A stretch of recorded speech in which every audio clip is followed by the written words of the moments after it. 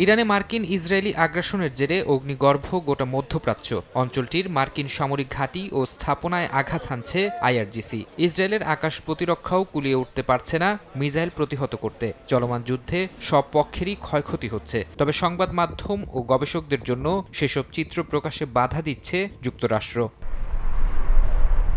Trump প্রশাসনের বিশেষ অনুরোধে স্যাটেলাইট ভিত্তিক পর্যবেক্ষক ও তথ্য সেবাদানকারী মার্কিন কোম্পানি প্ল্যানেট ল্যাবস তাদের উচ্চমানের ছবি প্রকাশে অনির্দিষ্টকালের নিষেধাজ্ঞা কার্যকর করেছে। এর ফলে ইরান এবং এর আশপাশের সংঘাতপূর্ণ অঞ্চলের আকাশপথের রিয়েল টাইম বা তাৎক্ষণিক স্যাটেলাইট চিত্র এখন আর আগের মতো সহজে মিলবে না।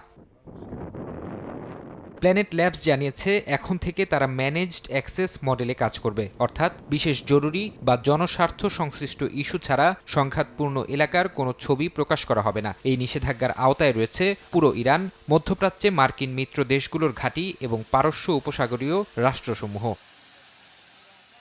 সাধারণত প্ল্যানেট ল্যাবসের ছবিগুলো সংবাদ মাধ্যম ও গবেষকরা কয়েক ঘন্টার মধ্যেই হাতে পেয়ে থাকেন। তবে বর্তমান নীতিমালার কারণে ভেন্টরের মতো অন্যান্য বড় স্যাটেলাইট সেবাদাতারাও একই ধরনের বিধিনিষেধ আরোপ করেছে। মার্কিন আইন অনুযায়ী জাতীয় নিরাপত্তা কিংবা বৈদেশিক নীতির স্বার্থে যে কোনো বাণিজ্যিক স্যাটেলাইট কোম্পানিকে তথ্য প্রকাশে বাধা দেওয়ার ক্ষমতা রাখে যুক্তরাষ্ট্র সরকার। বিশেষজ্ঞরা মনে করছেন, শত্রুপক্ষ যাতে স্যাটেলাইট চিত্র ব্যবহার করে সামরিক স্থাপনা বা রাডার সাইট টার্গেট করতে না পারে, সেজন্যই এই গোপনীয়তা।